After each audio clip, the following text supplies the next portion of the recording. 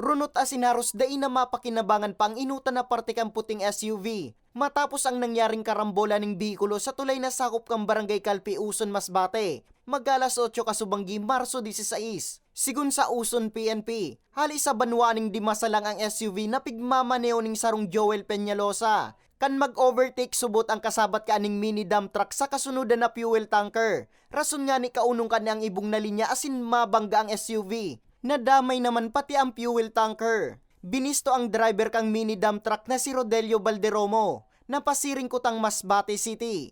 Yan ang imbestigasyon natin, itong vehicle 3.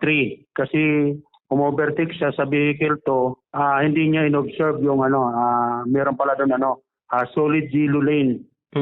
Sa yon tulay yon, saka na-slope yung parang na-slope yung kalsada, kaya hindi sila nagkapansinan itong vehicle 1 trailblazer. So pag overtake niya, hindi niya nandoon na pala yung vehicle 1. So hindi na nakaiwas, nagkaroon ng collision yung dalawa. Huli kang insidente. Nagsapo ning seryosong lugad ang duwang driver na si Peñalosa asin Balderomo na tulos man na naidara sa ospital. Maswerte man na dai nakulugan sa pangyayari ang driver kang fuel tanker. Ang collision ng nagtamo ng mga sugat, so dinala sila sa Emilio Espinosa Memorial Hospital di Masalang, Masbate. Then dinala pa rin sila transfer sila sa Katayangan, Masbate.